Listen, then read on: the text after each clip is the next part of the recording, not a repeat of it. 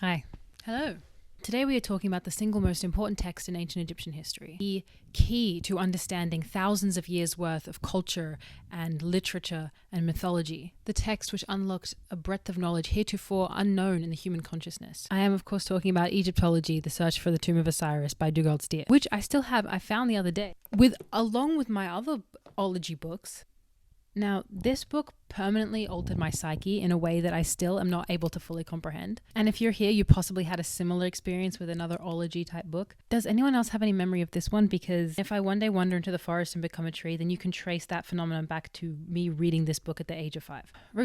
Anyway, that's not what I'm talking about. Unfortunately, Egyptology, The Search for the Tomb of Osiris by Dugald Steer is not the most important text in Egyptology and ancient Egyptian history, but it is to me, and it never would have been written. The knowledge contained within the breadth of these pages never would have been understood without the Rosetta Stone. That's what we're talking about today. It has come to my attention that one of my diehard fans who's been with me from day one didn't know what the Rosetta Stone was and has requested multiple times for me to do a video about the Rosetta Stone. And personally, I'm uncomfortable with him just out in the world not understanding the importance and significance of the Rosetta Stone. So we're going to go over what it is, its significance, why it was so shocking when it was found, and its role in the entire history of Egyptology. Cast your mind back to the reign of short King Napoleon Bonaparte, specifically between the years of 1798 to 1801, because this was during his campaign in Egypt. Napoleon was in Egypt for reasons we won't go over because they are malevolent and imperial in nature. However, something incredible did manage to come out of this little man's god complex. The story goes that Napoleon's forces were constructing fortifications near the Nile, near the town of Rosetta, funnily enough, on the 15th of July, 1799. This is when an officer noticed a bizarre-looking stone. And this discovery is often attributed to Pierre-François Xavier Bouchard, who was said to have immediately recognized that the stone was of some great significance. After the campaign, when Napoleon was defeated by the British, the stone became British property under the terms of the Treaty of Alexandria. And it's been a staple at the British Museum ever since. Why it didn't just become Egyptian property after Napoleon left Egypt, I'll never know. Okay, but what was so significant about this piece of graphite? How did Pierre Bouchard... that's his name, yeah. What made him realize that this was so important? Well, let's have a look at the stone itself. Okay, I'll spell it out for you. The writing up here is an official decree about King Ptolemy V. It affirms the royal cult of the 13-year-old king on the first anniversary of his coronation, which was in 196 BC. This part here is an official decree about King Ptolemy V, which affirms the royal cult of the 13-year-old king on the first anniversary of his coronation. This part down here is an official decree about King Ptolemy V. Oh my god, it says the same damn thing in 3 different scripts. 2 languages, 3 scripts. Ancient Greek, Egyptian Hieratic, and Egyptian hieroglyphic. Now, that's all well and good and might seem not that exciting to our 21st century minds who know literally almost everything about ancient Egypt. It's just hieroglyphs. We've all seen that shit before. We've all read Egyptology, The Search of the Tomb of Osiris by Dugald Steer. In this day and age, even someone without any interest or knowledge or study about the ancient world has an idea of ancient Egypt. It's a part of popular culture and the general knowledge, right? Ancient Egypt is one of the most well-documented ancient cultures. This was not the case before the Rosetta Stone. In 30 BC, when Cleopatra and Mark Antony lost an entire kingdom to this random guy, ancient Egypt began to fall. After over 3,000 years of art, society, and culture, ancient Egypt was engulfed into the Roman Empire. While some traditions, like mummification, some worship of the traditional gods did continue after this, by the mid-1st century AD, Christianity took root in Egypt. And in 391, the Christian emperor Theodosius introduced legislation that banned pagan rites and closed temples. Slowly but surely, Egypt's native religious culture declined. The ability to read hieroglyphic text also went away. And the ancient Egyptian language, just like the ancient Egyptian culture, was locked away to time. All we knew of the ancient Egyptians came from writing from ancient Greeks and ancient Romans, whose languages had never gone out of like the popular knowledge. And that was only available to people who were already studying the past until Rosetta. This is the decree about Ptolemy V, the king of who was 13. It was his first year anniversary of his ruling. 14 lines in hieroglyphs, which is suitable for a priestly decree. This is kind of like the priestly text. Then you've got 32 lines in Demotic, which is basically the cursive Egyptian text. It is the same as that. It's the same language as the hieroglyphs, but it's just written a different script, known as the language of the people. So if you were a literate ancient Egyptian person, you would be like writing in this text. And then it's got 54 lines in ancient Greek. It's written in ancient Greek because this was the language of the administration of the time. The stone dates back to around 196 BC, and at this time, the rulers of Egypt were Greco-Macedonian after Alexander the Great's conquest. And in this instance, maybe great is an apt adjective to use to describe him, because if it wasn't for the ancient Greek inscribed on this stone, we would wouldn't have been able to translate it. Ancient Greek has always been known to us. Me personally, I came out the womb speaking ancient Greek. Unlike ancient Egyptian, ancient Greek has never left the general knowledge. So Bouchard, man from earlier, he reported his find to the French general Abdallah Jacques Menu, who then arranged for a translation to be done on the Greek portion of the stone, because he was like, oh, yeah, I know that. That's great. We can translate that. And the translation itself says that what is written on the decree has been written 3 times out in 3 distinct scripts. When that was uncovered, everyone was like a little bit like, guys, what the fuck? Essentially now we have an entire vocabulary of ancient Egyptian hieroglyphics that we can decode because we know their equivalent in ancient Greek. And so then everyone was scurrying, trying to find other fragments of the stone, because the Rosetta Stone is actually just a fragmented piece of a huge stela, which would have looked more like this. Because this was, as I said, a royal decree, it would have been stationed around many, many cities all over ancient Egypt. So there would have been a few of them. This wouldn't have been the only one, but this is the only fragment of any stone like this we've been able to find. After realizing they couldn't find any more, engravings and copies were made of the stone and basically sent throughout Europe. The stone itself was brought back to Britain and displayed in the British Museum. And it used to be displayed just like out for people to just mill around it. And apparently before this, it didn't even have a cover at all. Like that glass pane wasn't even there at all. So people would just get their grubby little fingers on it. That makes me feel like physically ill. Like, get away from her. So at this point in time, we know what the stone says. It's a royal decree. Did I say that? But it was kind of obvious to everyone that we had enough language here to kind of start to decode this language. However, despite the stone being found in 1799, it wouldn't end up being decoded for another 20 plus years. Now let's talk about my favorite guys. An English physicist, polymath, and all-round nerd, Thomas Young, was the first to get his hands on this. He took the decipherment as a personal challenge. Apparently he wasn't like super invested in Egyptology. He was just like, I want to break the code because I'm a smart little cookie and I bet I can crack the code.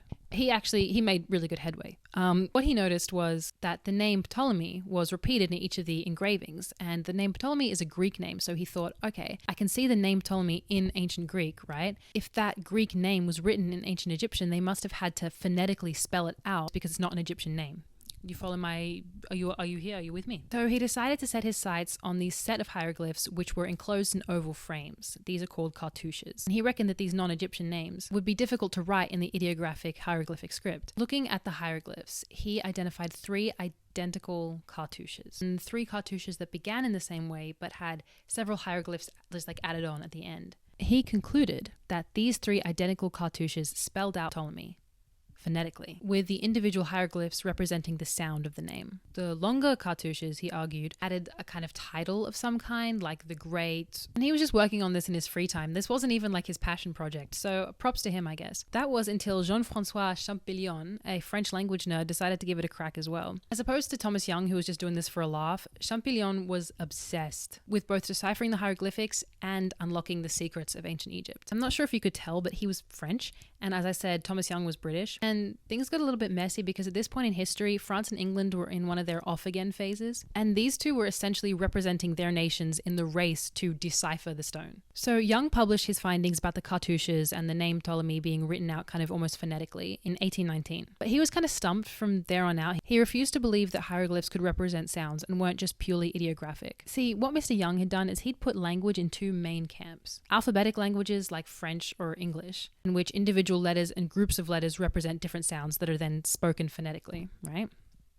Like that's what we're doing right here. We're conversing in that one. And then ideographic, which is essentially like a pictorial language in which each symbol represents an idea or concept. And Young saw the hieroglyphs and were like, clearly these are ideographic. Like these pictures are representing a concept, and you put it all together and you get like the gist of a sentence. And then he thought that the only way that you could write phonetically was when you were writing non-Egyptian terms like the Greek name Ptolemy. Hieroglyphic script is actually more of a hybrid though. Its hundreds of characters represent sounds, objects, and ideas. There was also this kind of racist bullshit where they thought that hieroglyphs were some esoteric language, this mystical script, rather than just like a means of recording a spoken language. And this little oversight allowed Champollion to really take the lead in deciphering the stone. He actually realized the hieroglyphic script was a mix of ideographic and phonetic language. Immediately, people were a little bit skeptical about his claims, but gradually his ideas gained a bit more acceptance. From the phonetic transliterations of the names Ptolemy and Cleopatra alone, he was able to generate consonants and vowels which correspond to the letters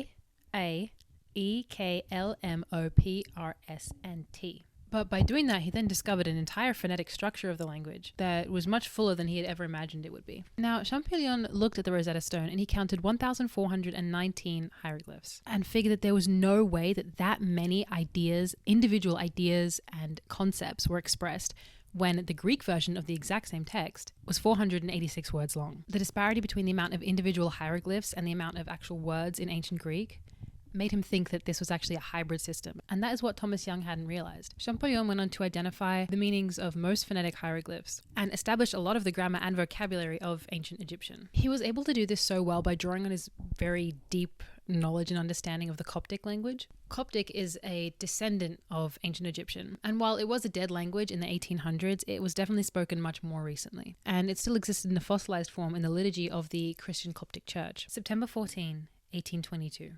Jean-François Champollion bursts into his brother's office in Paris. "Je t'aime mon affaire," he exclaims, and then promptly collapses.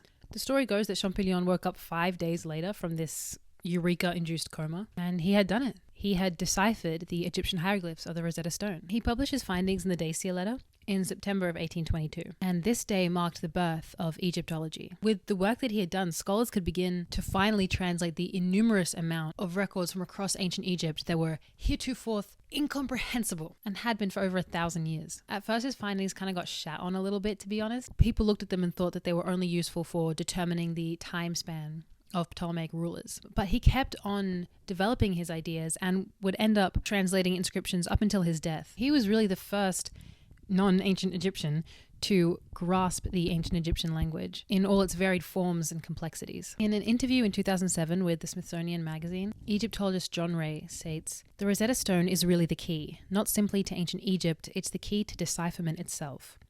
You've got to think back to before it was discovered. All we knew about the ancient world was Greece, Rome, and the Bible. We knew there were big civilizations like Egypt, but they'd fallen silent. With the cracking of the Rosetta Stone, they could speak with their own voice, and suddenly whole areas of history were revealed." What I'm trying to get at, basically, is that there is no way that Egyptology, the search for the tomb of Osiris by Dugald Steer, could have ever been published without the decipherment of the Rosetta Stone. And then where the hell would all those ancient Egyptian-obsessed kids be today? Earning a livable wage with secure job prospects? Maybe. It's a terrifying thought to think about. So that, my friends, is the Rosetta Stone. I hope that covers everything you could possibly want to know about it. You can read the actual word-for-word decipherment of the stone. I was going to read it out to you, but it's long and boring.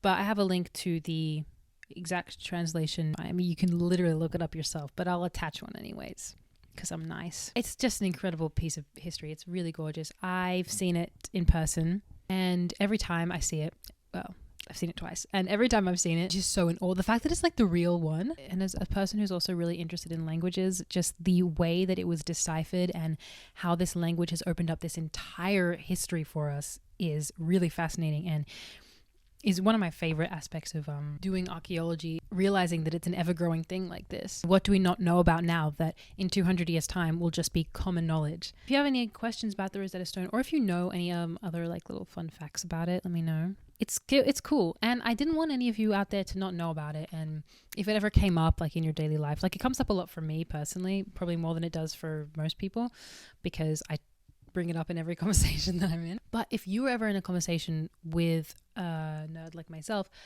and they started just rambling on about the Rosetta Stone and you were like, oh my god, I don't even know what that is, I feel so embarrassed, now you know what it is. So you're welcome. Okay, the sun's like really getting in my eyes. I'm going to leave you with a little bit of wisdom for the evening. I'm just assuming it's the evening where you are. That is this. Do not listen. My advice, this is what it is. My advice is, when you come across something that you think is just ideographic text, you should always look at it from the point of view of it also being phonetic, because you never know. You just never know. Okay, that's actually all from me. Okay, goodbye. I love you.